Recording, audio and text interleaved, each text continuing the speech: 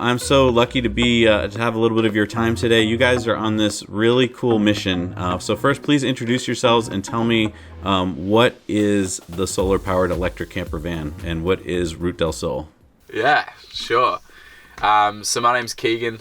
This is Joel. We're two Australians that have essentially embarked on this crazy mission. We called it Route del Sol. We're driving a 100% electric, solar-powered camper van from Alaska and the Arctic Circle all the way down to the bottom of Argentina. And we're trying to do the entire journey on renewable energy. Okay, so which one of you is crazier? Define crazy. Yeah.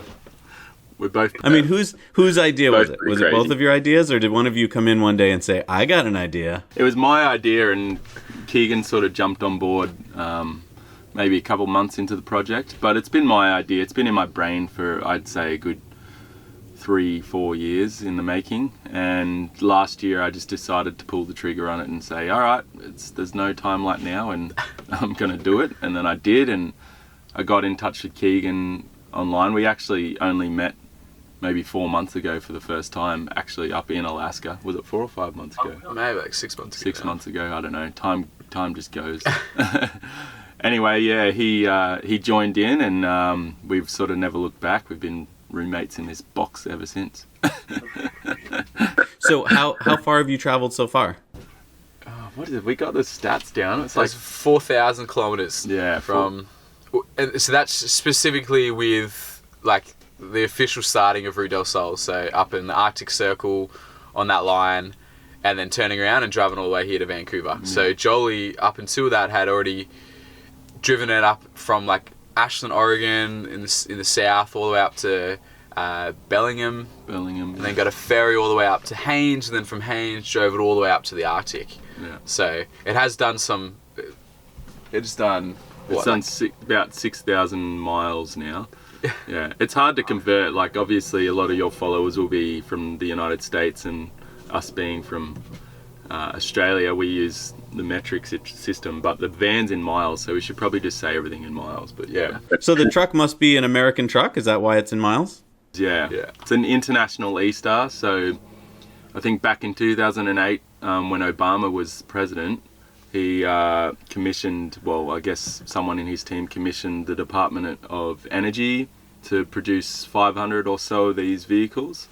So it's modelled off a van in the UK made by Modec, and they brought it over and then turned it into like more of an American style vehicle. So there's a bigger battery, a better motor in it, and stuff like that. But yeah, essentially the same vehicle, just an Americanized version of it. So International E-Star is the make and model of this vehicle. So this was made over 10 years ago then? This was made in 2000, and the vehicle itself was produced in 2010. So yeah, nearly 10 years ago. And we did the modifications to make it powered by solar power last year. So yeah, It's 2018. So, but when we bought the vehicle, it was sitting on 900 miles. 500 miles. 500 miles. Yeah. That's all it had. Oh wow! So nobody drove it anywhere. Yeah. It sat in a field. It had mothballs in it, I guess, for a good 8 years or something like that. So What? yeah. Why? Pacific Gas and Oil was the company who bought it. So this is a funny thing. I bought it off an oil company. St. Omar's. Yeah. That's why. So they had to buy it, I guess, as part of their climate That's why. agreement or whatever. Yeah. So basically it was for a bunch of photographs and then they didn't want to use it anymore. Exactly. And sat in Yeah. a field, yeah. And but you know what? Like we're benefiting from that. So we got to buy a cheap vehicle, and the project's been super successful because of it. So not really complaining, but also it is one of those things. Right. Yeah. So it has a battery already. What kind of battery? You know, everyone wants to know stats, right? So tell me the stats. What's it got? So it comes with a standard 80 kilowatt hour lithium iron phosphate battery. Oh wow! Okay. So it comes with a huge battery in it already. And then with Brett Beelan and Kira Beelan at Solar Roller in Oregon, we built a secondary I guess you could call it an accessories battery, more so like just to support our off-grid system. That's a 40 kilowatt hour lithium cobalt battery. There's no real differences between the major thing is that they're both lithium based batteries. So both lithium technology, they both have comparable weight to power density ratios. So what kind of range can you get on this baby? Yeah, we get, so we're speaking miles, we get 200 miles between the two batteries.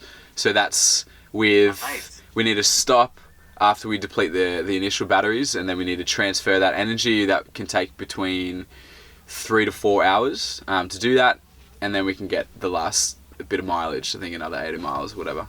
And so what's the typical day look like for you guys in terms of, do you go about 200 miles and then stop for the night kind of thing? Not a day. I don't know. Well, we've just come from, I'd say, the hardest part of the trip so far, given that the sun wasn't, so high in the sky. It was getting closer to the pointy end of the fall, I guess. We got chased by winter pretty much down the whole way down the Alaska Highway, down then into British Columbia. We were sort of still getting chased by winter. A typical day in that regard looked nothing like what we think it'll look like in California, but we were getting, average about 50 miles a day, maybe, I guess, up there. So it's quite limited, which is not great. But like I said, in California, we're probably going to be moving a lot quicker. That's still awesome, though. I mean, 50 miles off of winter sun with such a large vehicle, that's awesome. Yeah, exactly. Yeah. And of course, with an electric vehicle, it depends on the actual terrain, so how mountainous it is, how, like what actual terrain we're driving over, and it would depend how much range we actually get. But there was definitely, we spent 10 days in Liard Hot Springs, which is this beautiful, giant natural hot springs, which was really, really nice. But we spent 10 days there trying to charge with our panels to get the entire batteries complete again. The 200 miles, yeah. Yeah. You've got a unique setup, right? Which is that not only is the top of the van covered with solar, but you guys, I think, can fold out more, right? Yeah, so that's a design, once again, by our friends at Solar Roller in Oregon, Ashland, Oregon. Brett builds these awesome cassettes, he calls them, and basically you have like 3 layers of panels, and the top one's constantly there, so it's always being, I guess, harnessing the sun's energy. And the 2 bottom ones slide out like wings almost from on top of each other, like this. So you can triple your coverage? Exactly. Yeah. Oh, wow, that's awesome. And we have another 1,000 kilowatts, I think it is. 1,000 watts, yeah. 1,000 watts. On the back of the vehicle. Yeah. So Oh, wow. half of that is always is always exposed, and then we take that one off, put it onto the side of the van, and then we can take the other one off as well and use them. So how many watts is just on the top of the vehicle when you're driving that you're collecting? So it's 2,000 watts rated, but I mean, in the full sun, we've been getting really good weather over here at the moment. I don't know what it's like out your way, but over here in Vancouver, we've been getting really sunny days, and the sun's getting nice and high in the sky, and the weather's actually cooler. So we're getting at about 1,300 watts. So while we're driving, quite a significant amount. And that's without tracking the sun, right? Yeah. So when the solar panels actually pull out into its entirety, we can actually, through a series of pulleys, we can lift the entire solar array up to almost a 45-degree angle. So we can move the vehicle then and track the sun as it crests through the sky, and that increases its efficiency. Oh, that's awesome. Yeah, because you can turn the vehicle itself. That's really smart. Now, when you're pulling in to rest for the night, you must have to really think about where to park, right, to maximize your sun exposure? Yeah, the next day. I have an app on my phone, I forget what it's called, but I can look at the sun and see where it's going to rise and what angle it's going to take for the rest of the day, so we can sort of park the van on whatever angle we need to maximize our sun harnessing skills. But yeah, in the morning, I guess we do need a lot of room too, because the wings fold out. I think it's about 7 meters across. Yeah, so it's Is that what it is? it's quite a big span. Like there's huge wings, so you kind of don't want to be pulling them out onto a road or onto somewhere where it's going to interfere with people's going abouts. But usually people are pretty stoked and they kind of don't mind just going around us either. So Speaking of people, do you guys have a lot of points planned along your route where you're going to be meeting people who want to help you out? yeah, we got people throwing all sorts of resources at us, and we love it. Like keep that coming too. If people who are watching this know anything or anyone who wants to help us or just whatever, they want to meet us and see what the van's all about, hit us up. But yeah, definitely people are online. I mean, that's what the beauty of the internet, isn't it? We're so connected, and people online just want to meet us or come stay at our house, or I own a restaurant here, let us make you lunch, or buy you a beer or something like that. That's So amazing. Do you have a kind of a rough route planned out that people can go check out to see if they're on your route? For the most part, it looks like we'll be, when we leave Vancouver, we'll just be guiding down the coastline, literally just sticking to the west coast, so Washington and Oregon. In southern Oregon is where Ashland is where Jolly teamed up with Solar Roller, so we're going to drop back through their hometown and hang with them for a little bit, and then we'll stick back to the coast, and then pretty much at San Fran we'll head into Yosemite. We're both really into rock climbing, so we want to spend a little bit of time up there, potentially come back to the coast, maybe a little bit of Joshua Tree, but then essentially just the Baja California coastline and then further south. Now, so if people are like, I yes, think- I want to meet with you guys, like how can they reach out to you? What's the best way that people can reach you guys? Through our website, definitely. or contact details social there. media. Yeah, Social media. Instagram, YouTube, Facebook. Like we check our comments and we write back to everyone. So yeah, social media or our website. If you go to our website, you can find all the links to all of that stuff as well. So the website is a good way to get a hold of us as well.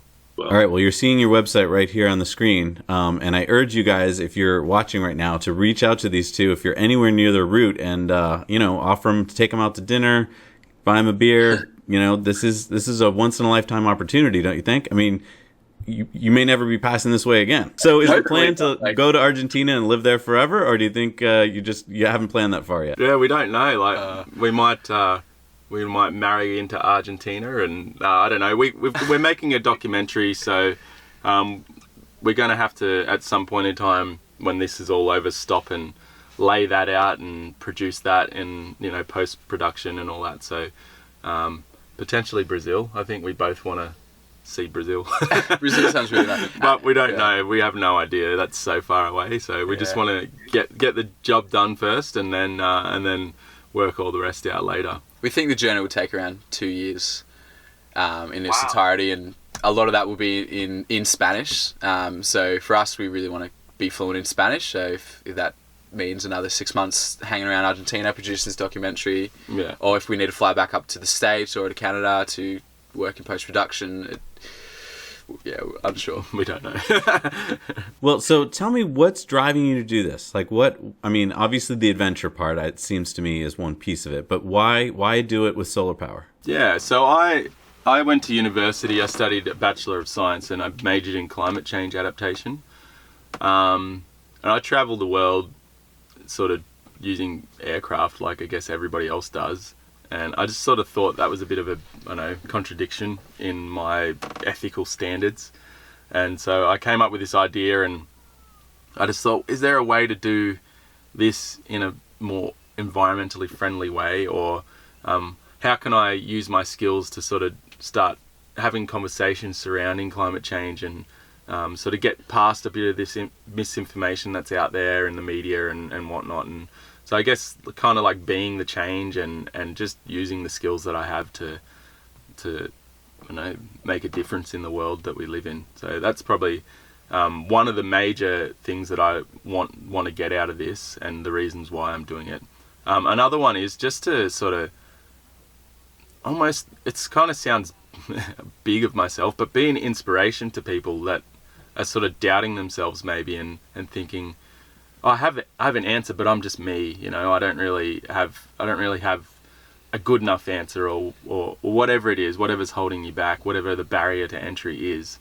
So I kind of just want to drive this thing down and just tell people, like, if you feel like you have an idea, you should voice that idea, and potentially it could, be the solution to a lot of the world's issues, whether they're social, environmental, economic issues.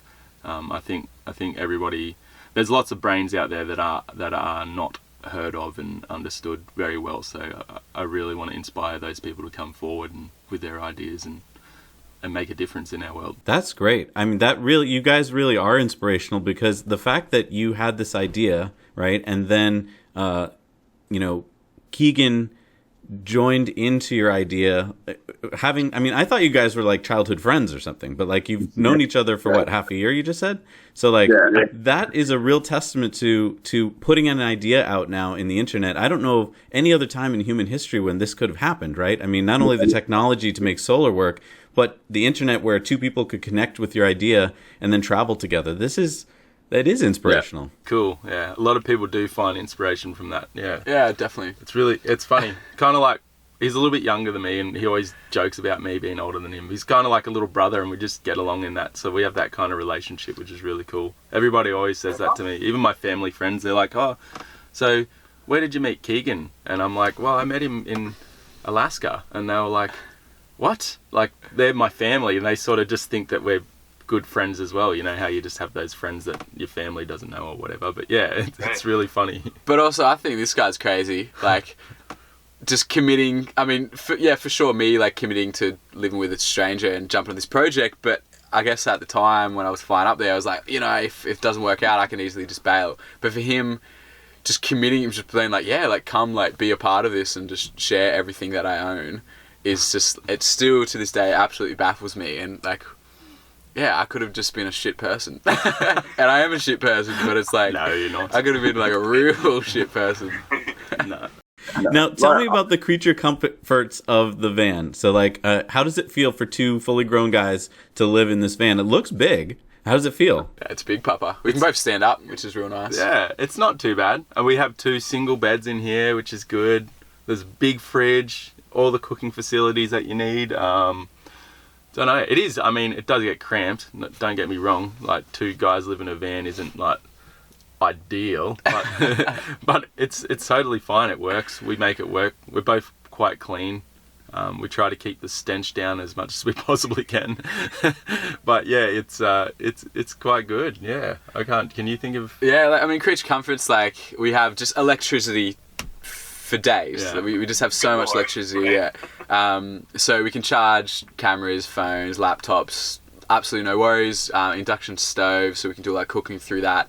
We have a fridge, on demand, hot and cold water, of course. We're about to, over the next couple of days, we're going to be installing our shower head, sealing this little tiny room that we have, that we're going to have a little toilet in there as well. So it's, we've both lived in vans before, and this is definitely the fanciest van that is not an RV that we could possibly come up with, I guess, or Jolie and the team could possibly come up with. Yeah. Originally, I wanted to do it in like this tiny little Ford Transit, I think they're called. They're like these tiny little, we call them panel vans in Australia, but I guess it was only going to be me, and then Brett convinced me that that was a bad idea and that I should go big or go home. So in the true American spirit, he taught me well to Americanize my life.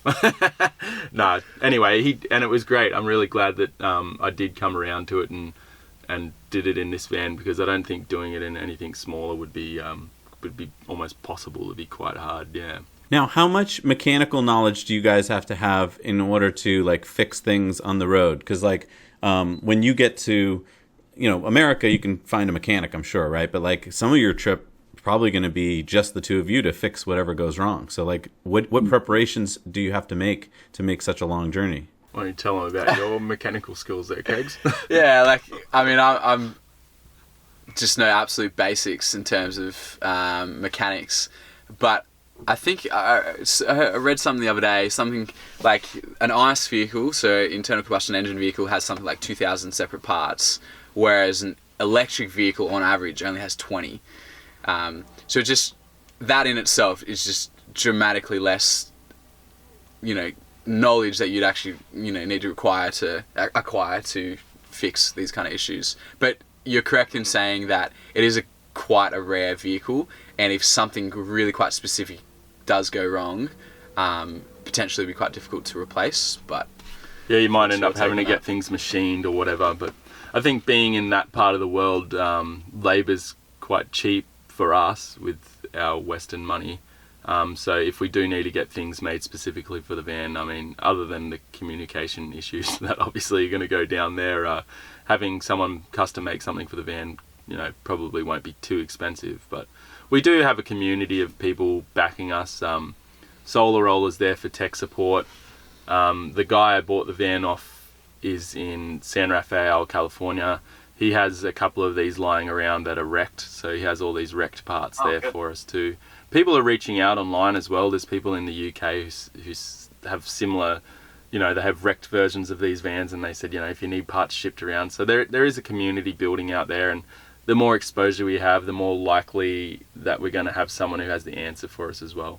But yeah, along with that too, I'm quite savvy when it comes to diagnosing issues and fixing problems like that too. So I did a crash course in electrical engineering with Brett in Oregon there, and I've become quite the electrician, I guess, over the short amount of time that I've been living in this van. Definitely. Yeah. So we're hoping that nothing major happens, but we do have solutions to issues if they do arise. And we've got time. Yeah, we've got plenty. We've got all the time in the world to fix any major issues that come up, right? If it means sitting on a beach in Guatemala with really good surf for 2 months, then all right, so be it. Yeah, it might be nice if something breaks down. Exactly. Yeah, no, we're so lucky to be part of such an amazing community of people, right? Because you're right. Everywhere around the world, there's people who are like, let me know if I can help you. Definitely. Especially on YouTube. Just every single day we're reading new comments of people that are just like completely stoked on us and just offering their help in some way, somewhere or another. And it's been amazing. Yeah. That's awesome. So when you meet with people on the road, what's some of the most common questions you get? How many watts is it? I'm like, how many watts is what? No. Yeah, they usually ask if it's got a gas engine in it. There's zero internal combustion in this vehicle. It's completely electric, so once the electricity runs out, we don't move anywhere. So that's a good one to note.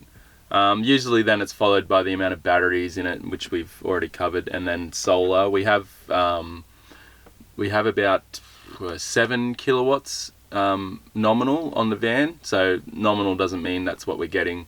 I'd be happy to see 5 kilowatts max come out of this thing once all the panels are out and up and running in good tracking condition. So yeah, that's about the majority of. And then they asked about range, like how far you can get, and also another big question is, so if the panels on the roof are getting full sunlight while you're driving, does that mean you can just continuously drive? Mm-hmm. And the answer is no. The answer is negative. It's just not enough. The energy required to move this van is anywhere between, I'd say, if we're going to do it in watts, it'd be something like 50 to 100 kilowatts of energy just to move forwards. And we're not making that with the solar panels we've got on the roof. There's no way. Now, is there any way that you guys can stop at some EV events on your route? Like if you know roughly that you'll be within range of one, would you be open to that if people on your route are like holding something special? Definitely. We've already been to 3, potentially 4 of them so far in Canada. Yeah, it's been great. And they've been getting, as we've been coming further and further south, like northern BC was very small, the turnout. But then here in Vancouver, it was a large turnout, and yeah, it's awesome. Nice. Yeah, because I think you guys will draw a crowd, I would imagine, if you're coming to an event. Because, I know I would love to see it. Yeah, for sure. Yeah, Any chance I can get you to come up the east coast of the U.S. on your way back? On the way back. On the way back. Maybe. Oh. Might just do a Zach tour. 2.0. Retail sold 2.0. Yeah, as you slowly run out of sunlight going north, yeah. No, I feel like you guys are not going to want to come back from the warm, beautiful part of the world. Yeah, you never know. To be decided. I've been out your way. It's a beautiful part of the world as well. It's not by any means ugly. It's very lovely. Lots of lakes and waterfalls and forests and stuff. So incredible people. Yeah. I am super jealous of you guys because you are making the journey the reason. Like a lot of people go to a place and that's the whole reason, right? But you're making every day of the journey, it seems, into the beauty of it, like the experience, the adventure. So I'm really super jealous.